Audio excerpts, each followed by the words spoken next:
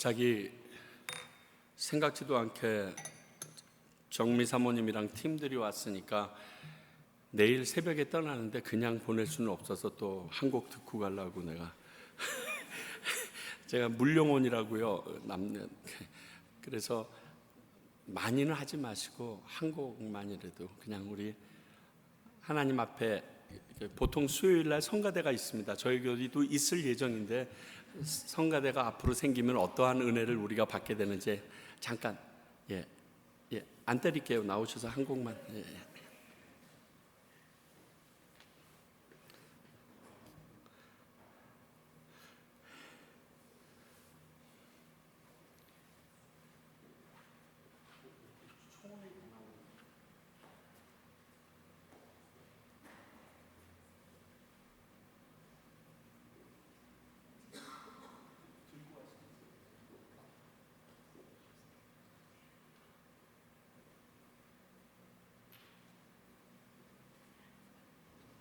들고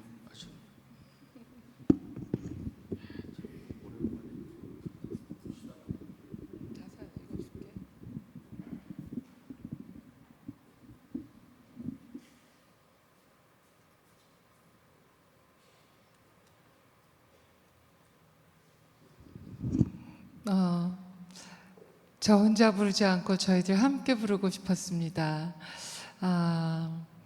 저희들 함께 이곳에 와서 은혜를 나누러 왔는데 은혜를 받고 갑니다. 사랑을 나누러 왔는데 사랑을 받고 갑니다.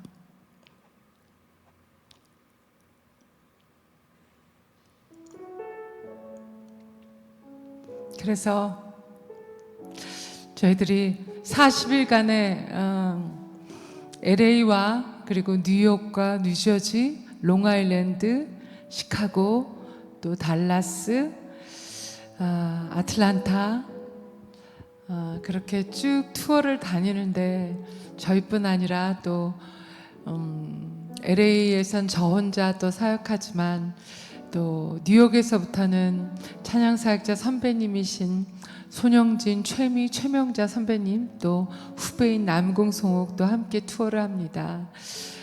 여러분들의 이 작지만 큰 교회인 평강교회의 서포트와 기도로 저희들이 함께 여러분들의 후원을 받으면서 시작하고 싶습니다.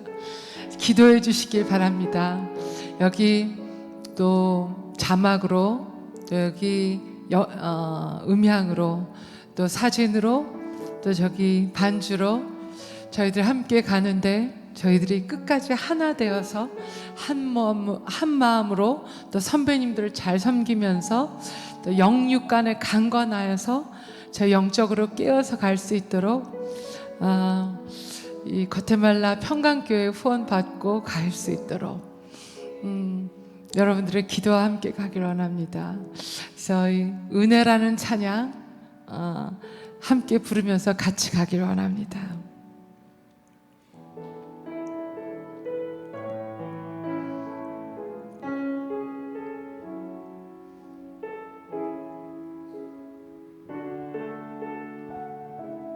혹시 은혜라는 가사 있으면 같이 불러도 좋을 것 같습니다.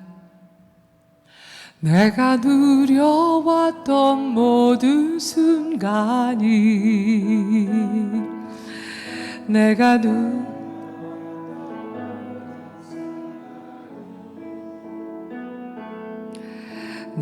그려왔던 모든 시간이 당연한 것 아니라 은혜였소. 아침에 해가 뜨고 저녁에 노을, 봄의 꽃향기와 가을의 열매, 변하는 계절의 모든 순간이 당연한 것 아니라 은혜였소. 모든 것이 은혜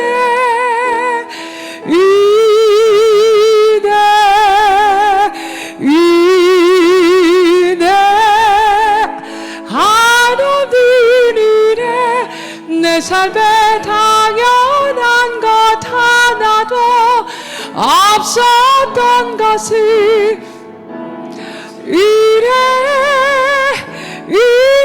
은혜였어. 내가 이 땅에 태어나 사는 어린아이 시절과 지금까지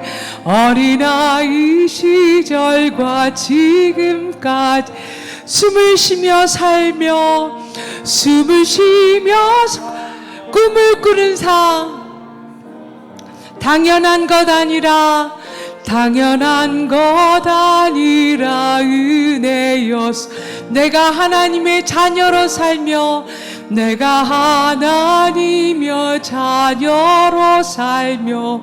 오늘 찬양하며 예배하는 삶,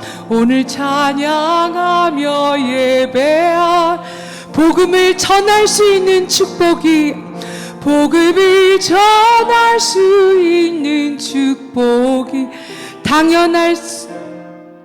당연한 것 아니라 은혜였어. 모든 것이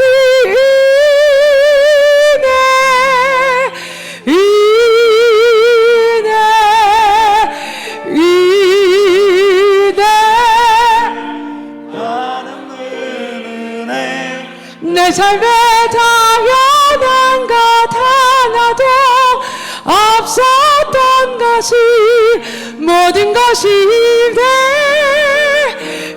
은혜였어. 모든 것이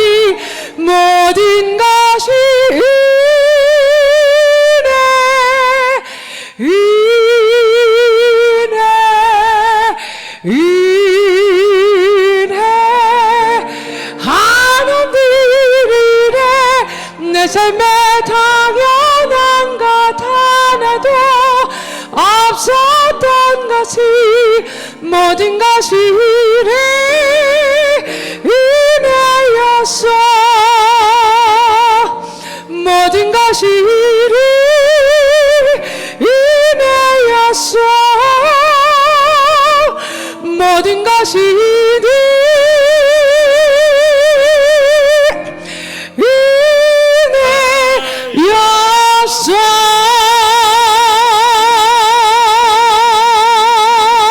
이 시간 같이 한번 통성으로 주님 앞에 기도합니다.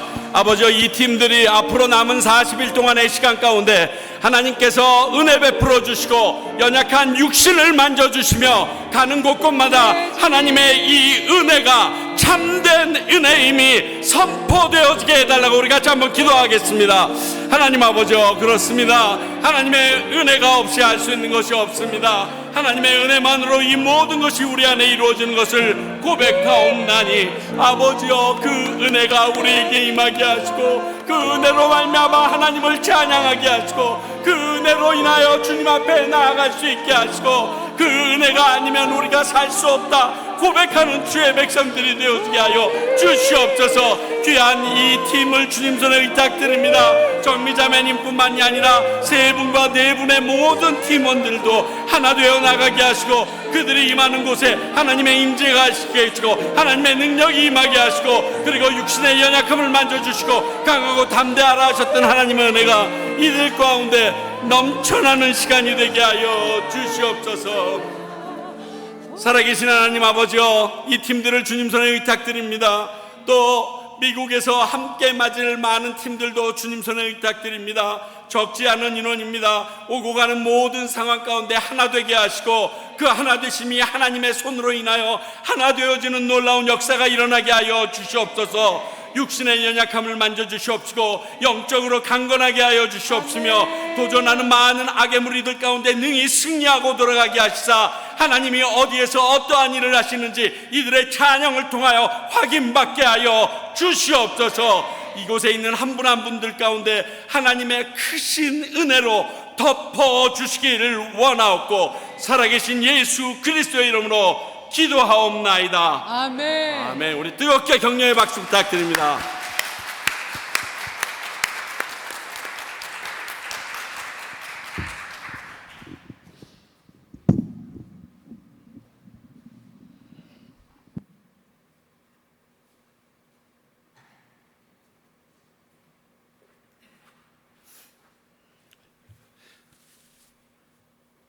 온다고 하는 줄 알았으면 내가 설교를 안 할 건데,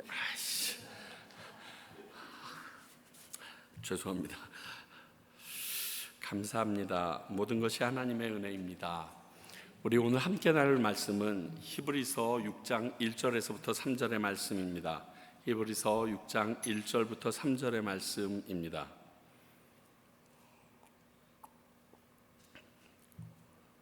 우리 길지 않으니까 한 목소리로 함께 우리 1절서부터 3절까지 같이 읽도록 하겠습니다. 시작. 그러므로 우리가 그리스도의 도의 초벌을 버리고 죽은 행실을 회개함과 하나님께 대한 신앙과 세례들과 안수와 죽은 자의 부활과 영원한 심판에 관한 교훈의 털을 다시 닦지 말고 완전한 대로 나아갈지니라. 하나님께서 허락하시면 우리가 이것을 하리라. 아멘. 저희들은 지금 히브리서를 통하여 힘들어서 무너져가고 있는 유대인 크리스찬, 그래서 견딜 수 없어서 다시 유대주의로 돌아가고 있는 그들에게 히브리서 기자가 하는 그 내용들을 나누고 있습니다. 특히 지난번에는 멜기세덱, 즉 대제사장이신 예수님에 대해서 소개하기 위하여 멜기세덱을 얘기하려다가 보니까 이 사람들 내가 멜기세덱 얘기하면 뭐해? 못 알아들을 것 같은데, 그래서 갑자기 얘기를 멈추고 5장 말미쯤에 너희들 내가 얘기를 해도 너무 둔하다, 그래서 못 알아들을 것 같으니까 이제 좀 딱딱한 것 좀 먹을 수 있는 수준으로 자라가라 라는 이야기를 하며 오늘 이 내용까지 그 말씀이 연이어서 오게 됩니다. 그러니까 본인이 하려던 얘기를 하지 못하고 갑작스럽게 삽입된, 너희들 너무 어려, 영적으로 너무 어려, 내가 너희들에게 말해도 못 알아들을 것 같아, 좀 자라야겠다라는 말이 삽입되어 들어가 있는 부분입니다. 이에 대한 연속적인 부분으로 초보의 신앙을 떠나 완전한 대로 나아갈 것을 말하는 부분이 오늘 본문의 내용입니다. 그런데 당시의 유대인 개종자, 즉 유대인 크리스찬들, 지금으로 말하면 주이시 크리스찬들이 영적으로 자랄 수 없었던 이유를 역사적으로 좀 생각해 볼 필요가 있습니다. 그냥 무조건 못했다고만 할 게 아니라 왜 그러한 상황에 머물러 있었는가. 먼저는 당시 로마 제국의 기독교의 박해가 굉장히 심했습니다. 아주 극에 달했습니다. 주 64년 로마 대화재의 원인으로 네로가 그 일을 벌인 건 기독교인이라고 덤태기를 씌우기 시작합니다. 그래서 네로에 의해서 AD 67년까지 베드로와 바울과 같은 기독교 지도자들이 대거 순교하는 일이 일어나기 시작합니다. 그러니 기독교인들이 그 좋은 말씀과 신앙의 양육을 받을 통로가 다 끊어지기 시작한 것입니다. 대대적인 핍박이 거기에 가합니다. 모여 앉아서 말씀을 연구할 수 있는, 영적인 훈련을 받을 수 있는 자리까지도 다 회파되어져 버립니다. 그래서 신앙인으로, 예수 믿는 사람으로 명맥을 유지하는 것조차 쉽지 않았어요. 그때 나타난 게 카타콤입니다. 무덤 밑에 굴을 파고 그 안에 들어가서 그들의 생명을 유지하면서 그저 간신히 주님 앞에 예배 한 번 드리는 것이 그들이 할 수 있는 신앙생활의 전부 다였다는 거예요. 이때 성도들에게 인내하고 승리했으면 좋겠다라는 의미로 우리가 알고 있는 사복음서에 제일 먼저 쓰여진 마가복음이 등장하는 게 이때입니다. 그래서 너희들이 믿고 있는 예수가 어떤 분이냐 하면 하고 그 마가가 그 예수님에 대해서 알려주고 그들에게 힘을 주려고 AD 64년에서 67년 그 사이 어간 중에 첫 번째 복음서가 그들에게 주어지게 됩니다.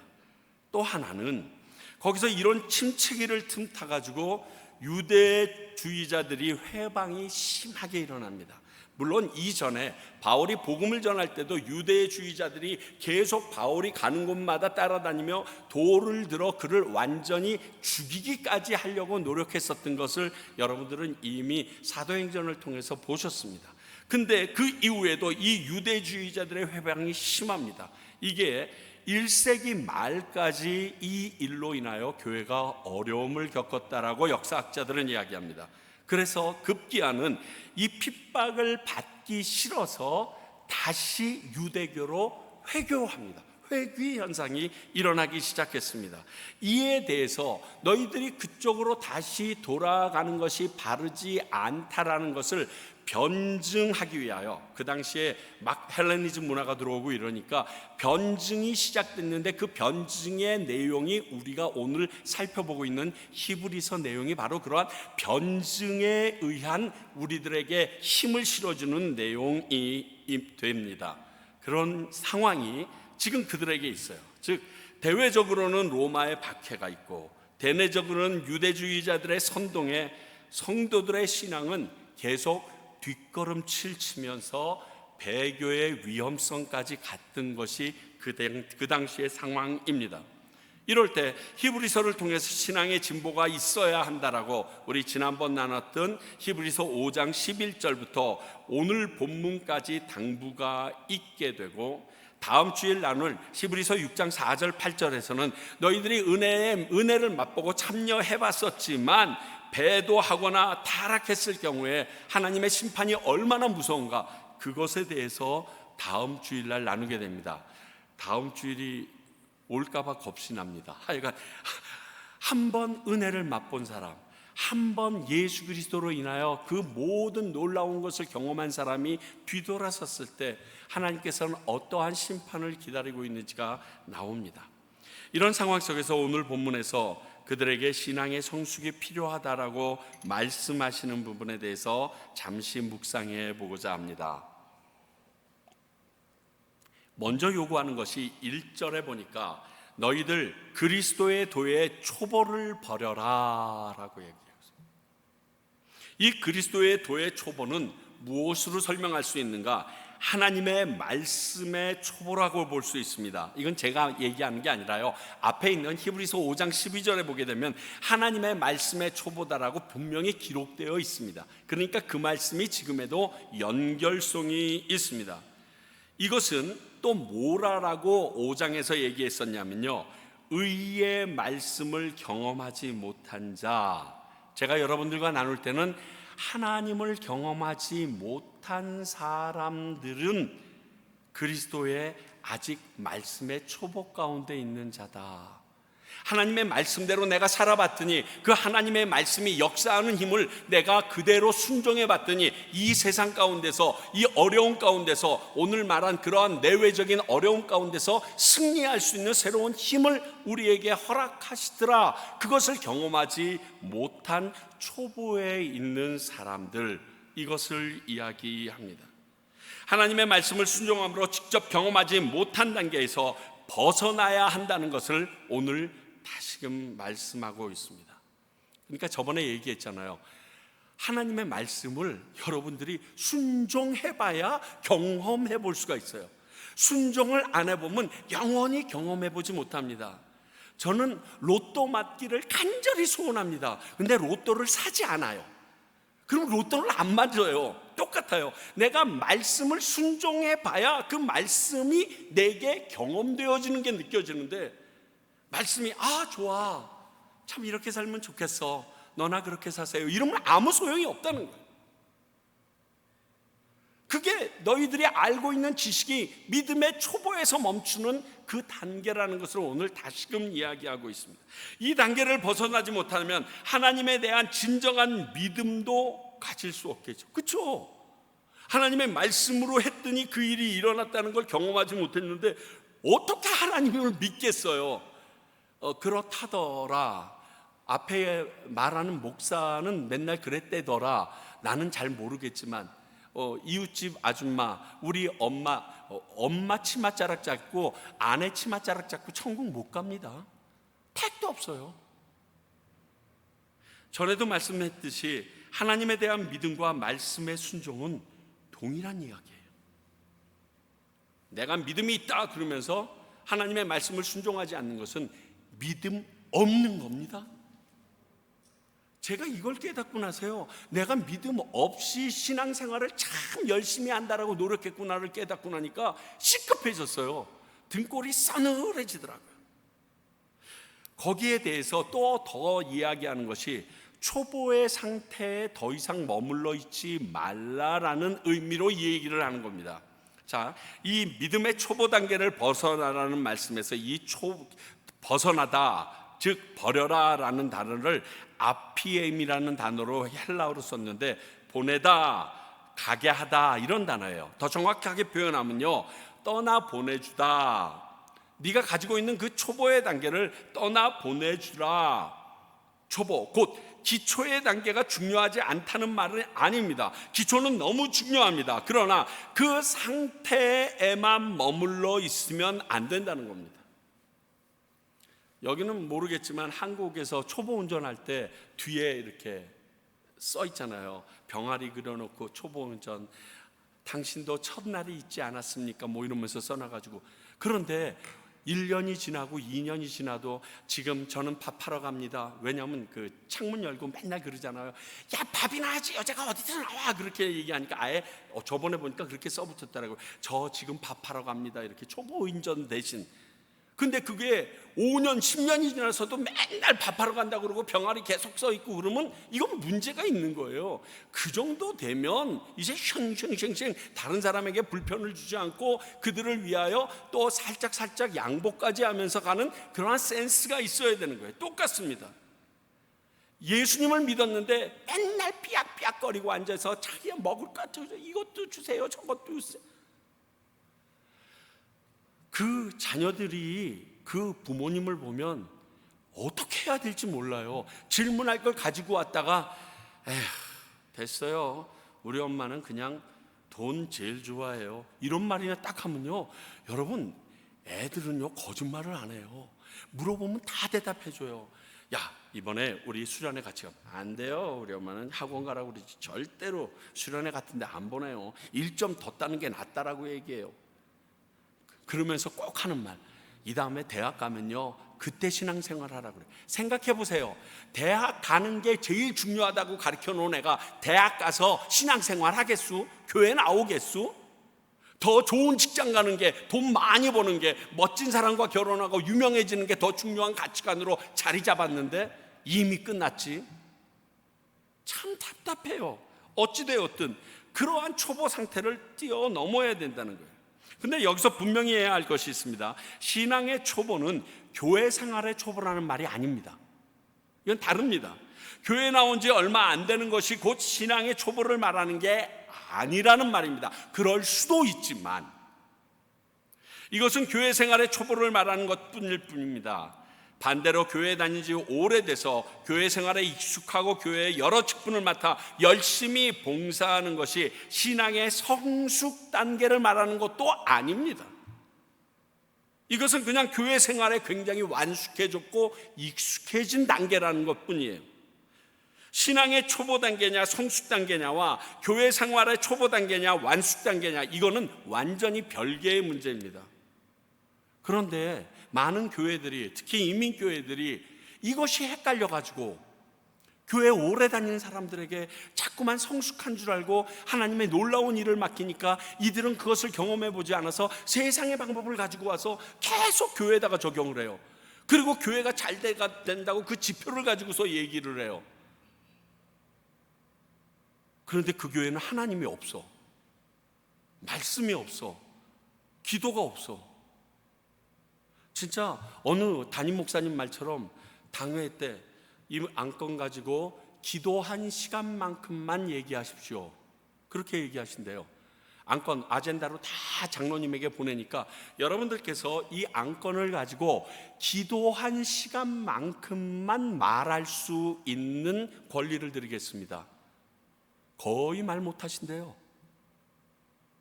그러면 이 안건을 내신 장로님은 기도 많이 하셨죠? 예, 저는 이것 때문에 한 하루에 2시간씩 했습니다. 그러면 원하는 대로 하세요. 그게 교회죠. 그게 하나님의 나라죠. 그게 하나님의 통치가 있는 데죠. 아, 그래도 내가 알기에 옛날에 어떤 회사에서, 그러면 회사에 가서 임원하고 있어야지 왜 교회에서 직분을 맡고 있어요? 그리고 세상 것을 왜 자꾸만 끌어들여서 어려움을 줘요? 물론 세상의 방법이 틀렸다는 게 아니에요. 세상의 방법대로 돌아갈 것 같으면 교회 하나님 필요 없어요. 착각하지 마세요. 우리는 하나님의 통치가 있는 이곳에서 하나님의 뜻을 우선으로 삼고 나가는 게 우리들이에요. 지금 히브리서 기자가 그 얘기를 하는 거예요. 너희들의 모습이 신앙의 초보 단계인데 고고야 고고. 교회 생활의 초보 단계의 사람도 신앙의 성숙 단계에 들어갈 수 있고요, 반대로 교회 생활의 완숙 단계에 있는 사람도 신앙의 초보에 머물러 있을 수 있어요. 저는 이 신앙의 초보에 대해서 오늘 말씀을 묵상하면서 깨달은 것 딱 하나, 이거 하나만 여러분 알아가시면 돼요. 초보에 머물러 있는 사람의 특징은요, 어떠한 신앙생활을 하든지 자신을 생각해요. 자신의 유익에 머물러 있어요. 이따가 6가지 잠깐 볼 텐데 그 안에도 똑같아요. 예수님을 생각하고 예수님을 위해 사는 삶에 대해서까지는 생각하지 못해요. 자, 마태복음 16장에 그 놀라운 주는 그리스도시요 살아계신 하나님의 아들입니다 말했던 베드로에게 예수님께서 뭐라고 꾸짖습니까? 사탄아 물러가라 그러시면서 너는 사람의 일을 생각하고 하나님의 일을 생각하지 않는다고 그랬어요. 십자가에 달려 고난받고 죽는 것이 하나님의 일인데 네가 그렇게 되면 윗자리에 앉아서 세상에서 호령할 수 없다라는 이유로 나를 막고 있니? 너 진짜 신앙의 초보구나, 그 얘기예요.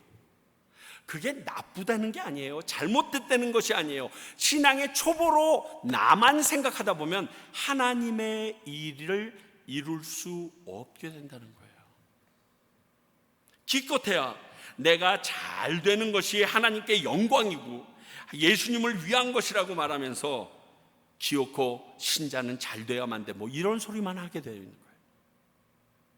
그게 신앙의 초보라는 것입니다. 여러 가지 초보 단계를 알아볼 수 있지만 이 부분이 가장 쉽게 나 자신이 어떤 수준인지 알게 하는 보편적인 방법이에요. 자녀들을 보면 금방 이해하실 것입니다. 아니, 팀 스포츠를 보게 되면 알 거예요. 패스 안 하고 지가 골 넣으려다가 죽쓰는 애들 보면 와, 난 제일 열받아. 그 옆에 뛰어가는 놈 보이는데 자기한테는 서너 명이 달려들었는데 탁 넘겨주면 걔가 늘면 그 팀이 올라가는데 지가 넣어야 돼. 그게 틀린 거라는 거예요.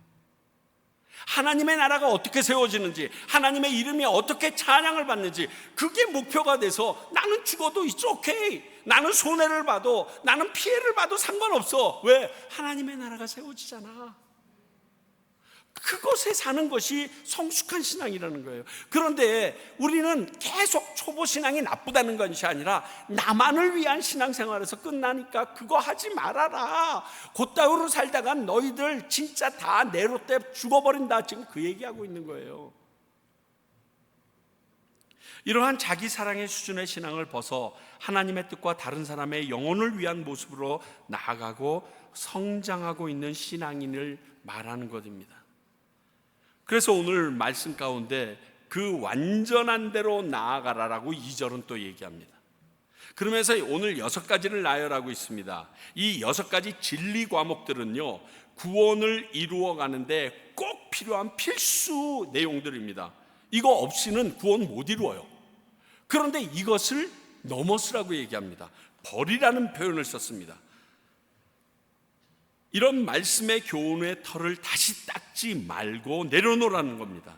도대체 이것을 어떻게 받아들이고 이해해야 할지 사실 성경을 문자적으로 이해하려니까 이 부분에서 딱 막히더라고요. 이거 너무 중요한데, 이 부분이 꿰뚫어지지 않으면 구원은 없는데, 예수 그리스도를 맞이할 수가 없는데 어떻게 하려고 이 말을 이렇게 했지 하는 이것 때문에 굉장히 혼란에 빠졌는데요, 이것은 앞에서 말한 것처럼 신앙의 초보 단계의 필수적인 요소들이지만 이것만 붙들고 있는 신앙은 초보 단계라고 말하고 있는 거예요. 비난하거나 아예 제껴버리라는 뜻이 아니에요. 그래서 그 초보 단계를 뛰어넘으라는 것입니다. 이 6개 단계를 보면, 먼저 죽은 행실의 회개함, 내가 잘못한 죄에 대해서 회개하는 것, 영적 사망에서 구원으로 이르는 첫 번째 단계예요. 너무너무 중요합니다. 과거의 죄된 삶으로부터 완전한 변화를 고백하는 그러한 놀라운 일이에요. 이건 우리 개인에게 일어날 수 있는 일이에요. 그렇죠? 개개인에게 일어나야 되는 아주 중요한 부분이에요. 근데 이거 넘어서랍니다. 두 번째, 하나님께 대한 신앙. 여러분, 이게 하나님께 대한 신앙을 어떻게 내버립니까? 삼위 하나님에 대해서 성경이 보여주고 있는 바에 대한 믿음, 그것을 고백하는 것. 예수님을 보내주신 창조주이신, 그리고 구세주이신 그분에 대한 신앙 고백. 이것 참 중요한데 이것도 뛰어넘어야 된다. 하나님을 단순히 거기까지만으로 한정 지으면 안 된다는 거예요. 세 번째, 세례들. 여러분, 이 세례는요, 앞에서 알게 된 구원의 진리를 통하여 죄사함을 받고 결단과 헌신의 증거로 받는 증표예요. 이는 예수와 함께 죽고 예수와 함께 살았음을 고백하는 거예요. 그와 연합된 존재로서 한평생 살겠다고 결단하는 의미가 있어요. 로마서 6장 4절 5절 볼까요? 그러므로 우리가 그의 죽으심과 합하여 세례를 받음으로 그와 함께 장사되었나니 이는 아버지의 영광으로 말미암아 그리스도를 죽은 자 가운데서 살리심과 같이 우리로 또한 새 생명 가운데 행하게 하려 함이라. 만일 우리가 그의 죽으심을 본받아 연합한 자가 되었으면 또한 그의 부활을 본받아 연합한 자가 되리라. 이게 세례예요. 어떻게 세례를 포기해요? 세례 포기하면 우리 구원은 없는 거예요. 그런데 여기에만 계속 매달려 있을래? 그래가지고 이 교회 가서 세례 받고 저 천주교 가서 영세 받고 저 뒷동네 가가지고 침례 받고 이러지 말라는 거예요. 거기에만 머물러 있으면 안 된다는 거예요. 네 번째는 안수에 대해서 얘기합니다. 이 안수는 성령의 역사로 이루어지는 사역에 대한 성도들의 결단과 헌신을 의미합니다. 매일매일의 삶 가운데 일어나는 각가지의 상황 가운데 성령이 강력하게 역사하시는 그러한 모습들을 얘기하고 그것을 기대하거나 기원하는 것을 이야기합니다. 그래서 거기에서 뭐가 조금 떨어지면 낼름낼름 핥아먹고 목말라 그러고서 그냥 계속 삐쩍삐쩍 말라가가지고 조그만 키가 자라지 못하게 되는, 그러지 말라는 거예요. 그거 중요한데, 성령의 역사하심을 맛보는 거 너무너무 중요한데 거기에서만 있으면 안 된다는 거예요. 다섯 번째는 죽은 자의 부활. 이건 너무 중요해요. 예수 그리스도께서 어둠을 정복하시고 완성하신 복음의 구원 진리예요. 곧 이 사실을 믿는 자는 죽어도 살고 살아서 믿는 자는 영원히 죽지 않는다. 요한복음 11장 25절 26절. 예수께서 가라사대 나는 부활이요 생명이니 나를 믿는 자마다 죽어도 살겠고 무릇 살아서 나를 믿는 자는 영원히 죽지 아니하리니 이것을 내가 믿느냐? 이거가 부활이에요. 우리 이것 때문에 지금 열심히 예수 믿고 우리가 이렇게 부활 받아서 주님 앞에 갈 것을 기대하면서 우리가 살아가는 거 아니에요. 그런데 참 중요한데 계속 이것만 붙잡고 있지 말라고 얘기하는 거예요. 점점 마음이 부담스러워지죠. 마지막 영원한 심판이에요. 완성될 구원의 최종적 단계예요. 히브리서 9장 27절. 한 번 죽는 것을 사람에게 정하신 것이요 그 외에는 심판이 있으리니. 영원한 심판이 있음을 너희들이 알아야 된다.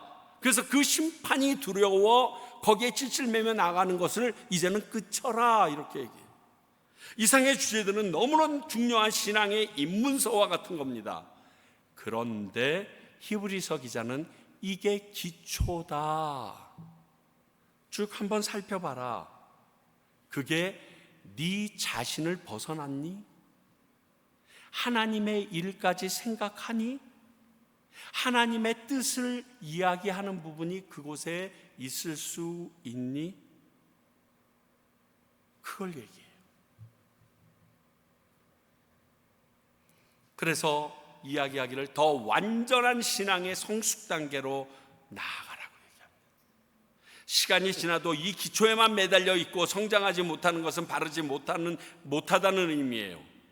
이 중요하지만 뛰어넘어야 할 기초인 내용들을 콕 집어서 말하는 거예요.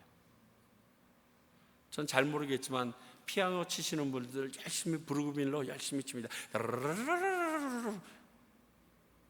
그리고 다른 악보를 넣으니까 아니에요, 저는 이거 못해요. 그거 어디 가서 써먹으려고.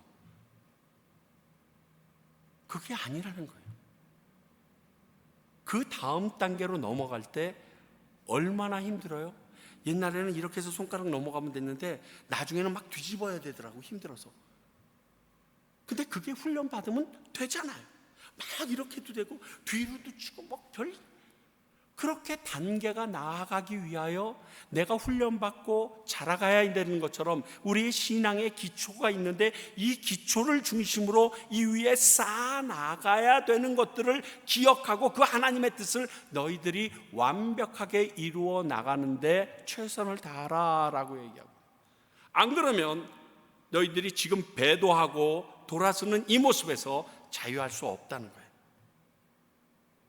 그런데 진짜 기가 막힌 말씀은 3절이에요.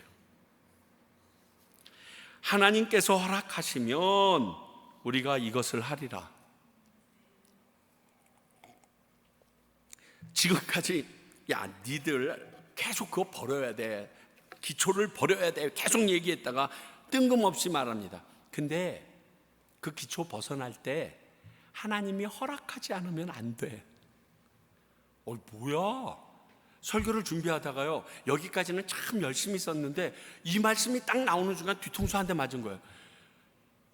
그럼 처음부터 그냥 모든 것이 은혜 이렇게 하면서 가면 됐지 뭘 이걸 갑자기 얘기해가지고 어떻게 하라는 거야, 그런 생각이 저게 확 들더라고요. 이 말씀은요, 이러한 구원의 진리를 이해하고 받아들이고 숙지하는 것은 인간 스스로 알 수 있는 것이 아니라는 것을 말하고 있습니다. 하나님께서 성령의 역사로 우리의 심령 속에 임하시고 깨닫게 하시고 믿게 해주셔야지만 알게 되고 나의 것으로 받아들일 수 있다라는 의미의 말 아닌가. 완전한 대로 나아가는 것이 우리의 능력과는 아무런 상관이 없다라고 말하는 것랑 동일해요. 이건 우리가 이 기초를 벗어 던지고 완전한 성숙으로 나아가는 것이 하나님의 뜻이며 하나님의 허락의 문제이지 우리의 능력이나 열심의 문제는 아니라고 생뚱맞지만 강한 주님의 헤세드, 은혜를 딱 내세웁니다.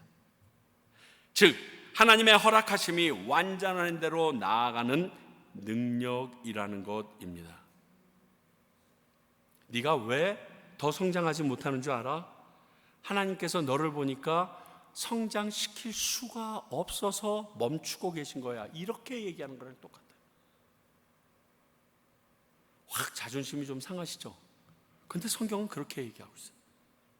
세례 요한은요, 예수님께로 떠나가는 제자들에 대해서 이렇게 이야기합니다. 요한복음 3장 27절에 요한은 세례 요한입니다. 요한이 대답하여 이르되 만일 하늘에서 주신 바 아니면 사람이 아무것도 받을 수 없느니라. 그 남아있던 제자들이 예수님에게로 자꾸만 사람들이 옮겨가는 것을 보면서 안드레서부터 옮겨가는 걸 보며 굉장히 가슴을 답답해합니다. 자꾸만 사람들이 예수한테로 가는데요, 기분 되게 나쁜데요. 그랬더니 야야야야, 그거 하나님이 허락하지 않으면 글로 넘어가서 있을 수가 없어. 옛날에 사도행전에서 가마리엘이 말했던 것처럼. 뿐만이 아니에요. 복음을 위해서 최선을 다하다가 이제 감옥에 들어가서 오늘 내일 죽게 된 그 처지에 있는 사도 바울이요, 빌립보서 3장 12절에서 이렇게 이야기합니다. 내가 이미 얻었다 함도 아니요 온전히 이루었다 함도 아니라 오직 내가 그리스도 예수에게 잡힌 바 된 그것을 잡으려고 달려간다. 사실 사도 바울 정도 되면요, 우리 고린도전서에서 읽은 것처럼 뭐 몇 번 죽을 뻔하고 뭐의 위험과 뭐의 이런 얘기를 다 했던 사도 바울이라면 나는 이제 어느 정도 된 것 같아 이렇게 얘기해도 되는데, 죽을 날짜를 얼마 남겨놓지 않는 옥중성신에서 나 아직도 모자라, 그래서 아직도 그 십자가를 바라보며 달려가고 있어 라고 고백하더라고요.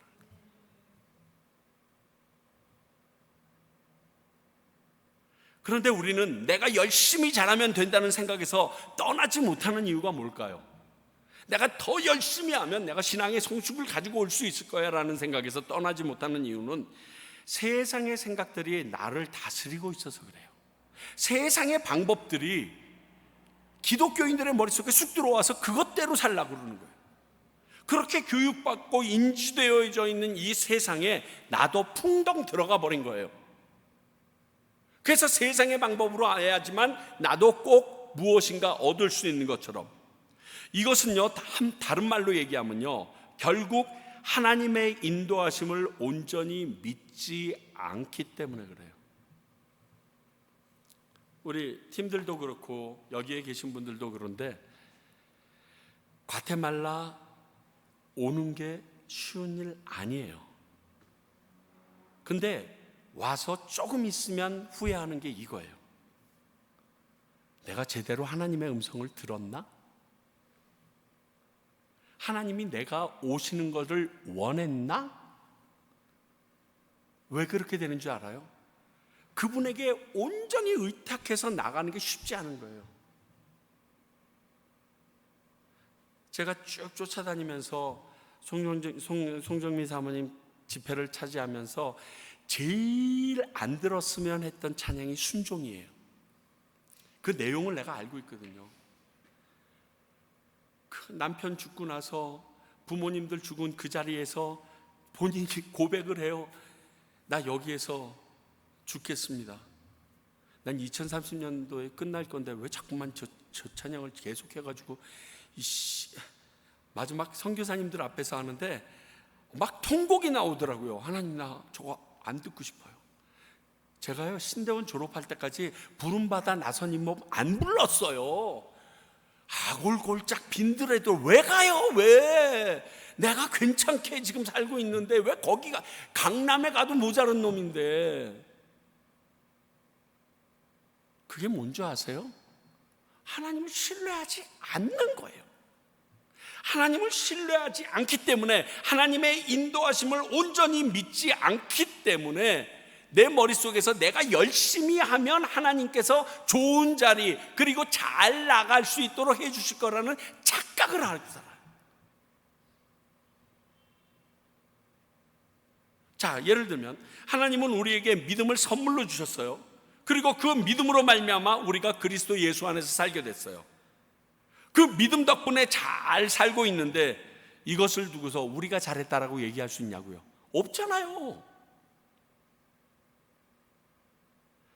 나의 믿음이 진정 하나님을 믿는 믿음인지, 그분의 말씀을 진리라고 믿고 순종하고 있는지, 여기부터 우리 다시 살펴봐야 돼요.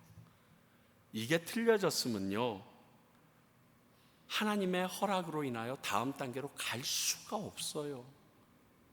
하나님을 안 믿는데.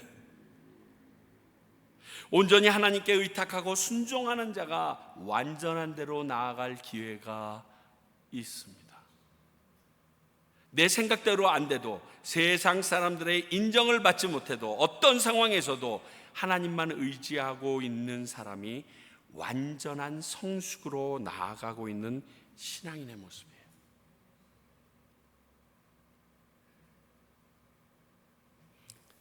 우리 사랑하는 손녀 소중이가 그렇게 해서 태어나서 4시간 만에 하나님의 나라로 갔을 때 정말 미치겠더라고요. 근데 그 장례식장에서 말하는 사위랑 딸이 믿음이 참 성숙했다라고 느껴지지가 않고요. 야, 죽은 자식까지 써먹어야 되나, 이런 생각도 들게 들더라고요. 온 사람들도 초청을 했는데 자기 친한 사람, 그리고 같이 주변에 있는 교사들인데 교회 안 나가는 사람들을 모아서 그 사람들을 전도하겠다고 그 장례식을 써서 하는데, 이게 다 하나님께서 당신들을 위하여 계획하시고 준비하셨다고 그러는데 난 조금 화가 났어요. 평생 목사했잖아. 내게 주신 재능도 당신 위해서 다 쏟았잖아. 그런데 내가 선교지까지 갔는데 이 모습을 봐야 돼? 화가 나더라고요. 하나님의 이끄심이 어디에 있는지 헷갈리기 시작하더라고요. 정신을 못 차리겠다. 그냥 굳굳이 서 있는 딸과 사위가요, 야속해. 믿음이 든든히 섰다, 하나님의 인도하심을 받는다는 생각이 하나도 안 들더라고요. 솔직히 얘기해서. 저럴 때는 한두 번 정도 원망 좀 해도 좋은데. 그러다가 딸이 이제 아기를 가졌다는 소식을 들었어요. 아무도 안 기뻐. 다 걱정이야. 막 살얼음판이야. 아기를 가졌대는데 주여 어떡합니까? 딸부터 걱정해. 그래서 첫 번째 초음파로 모든 것을 확인하는 순간까지도 아무것도 못해요. 아주 멘붕이 되더라고요. 그리고 2월 7일인가 초에 딸이 초음파를 끝내고서 사진을 찍어서 딱 보냈어요. 사진을 찍어서 딱 보냈는데 3개의 사진을 찍어서 보냈는데 제가 그 사진 중에서 뭐를 제일 먼저 봤을까요? 머리가 있는지 없는지를 제일 먼저 살펴본 거예요. 머리가 있어. 너무 좋아가지고 나도 모르게 여보, 애기 머리가 있어. 그러고서 펑펑 울었어요. 여러분, 사람이 태어났는데 머리가 있는 게 그렇게 감탄할 일이에요? 그렇게 감격할 일이에요? 감격할 일이더라고요. 모든 것이 은혜, 은혜, 은혜, 한없는 은혜, 내 안에 당연한 것 하나도 없었던 것을, 그 찬양이요 저절로 나와요.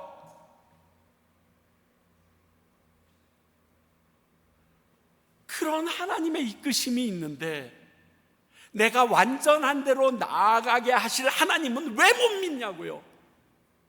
그분을 신뢰해야 더 이상 젖 그만 먹고 딱딱한 거 먹고 나도 다른 사람들과 함께 어깨동무하고 양육하며 나아가며 하나님의 거룩한 나라를 세워나갈 거 아니에요. 전부 다 네 발로 응애응애 젖꼭지 물고 다니는 애들 데리고 뭘 하냐고요. 하나님의 은혜가 없이는요 할 수 있는 게 하나도 없어요. 오늘 그 얘기가 포인트예요. 너희 자신만 바라보지 않고 신앙의 성숙을 가졌으면 좋겠다. 그런데 그것도 내가 줄게. 내가 주면 할 수 있어. 너희들이 노력해서 되는 게 아니야. 그러니까 내가 주려고 준비 다 했거든. 자, 받아가. 그러면 그 자리로 가.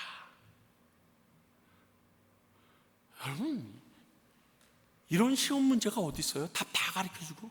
아니야, 답지에 답도 다 써주고 나눠주면서 이름만 쓰라고 그러는 것 같아. 우리에게 완전한 대로 나아가라고 히브리서 기자는 우리에게 얘기합니다. 성령의 음성으로 우리에게 이 말씀을 주시면서 그 나아가는 것도 너희들이 제대로 못 나가는 거 알아. 내가 해줄게. 나만 인정해. 나만 믿어. 나만 신뢰해. 여러분, 당연한 거 하나도 없습니다. 100% 하나님의 은혜입니다. 내일 아침에 일어날 수 있다라고 자신하는 분 있어요? 내일 아침에 내 코끝에 호흡이 있을 거라고 확신하시는 분 있어요? 여러분, 우리 없잖아요. 지금부터 1분, 1시간 뒤가 4시간이 아니잖아요. 히스토리 속에 살아가고 있잖아요. 그분을 믿고 의지하세요. 그리고 지금 이 단계에서 한 걸음, 한 단계, 한 계단 올라가세요. 그래서 하나님이 쓰시고 싶을 때 딱 잡으면 네! 그러고서 움직일 수 있도록 그분의 은혜에 여러분들을 맡겨나가는 우리 평강교회 성도님들, 하나님의 귀한 자녀들 되기를 소원합니다. 기도하겠습니다. 하나님 아버지, 주님께서 우리에게 더 이상 신앙의 초보에 머무르지 말고 성숙하라고 말씀하셨지만 그 역시 당신의 은혜로 주시겠다는 약속을 봅니다. 아버지, 우리가 이 사실을 믿게 하시고 그 사실 안에 나를 온전히 드림으로 말미암아 하나님이 원하시는 그 길을 가도록 역사하여 주시옵소서. 그리하여 주님이 기뻐하시는 그 자리에 저희들도 함께 서 있을 수 있게 하여 주시옵소서. 지금은 우리 주 예수 그리스도의 은혜와 하나님 아버지의 사랑과 성령님의 역사하심이 저희들이 더 자라기를 원하고 그 자라는 것에 필요한 하나님의 은혜를 소원하는 주님의 귀한 백성들과 그 은혜가 어떤 것인지 알리기 위하여 이 땅에 세워주신 평강교회와 또 그 은혜를 알기에 그 은혜를 전하기 위하여 오늘도 이곳저곳에서 복음을 전하는 선교사님들을 위해 또 앞으로 남은 30여일의 일정 가운데 찬양 가운데 임하는 하나님을 전할 우리 송정미 사모님과 그 팀원들 위해 이제로부터 영원히 함께 하시기를 간절히 축원하옵나이다. 아멘.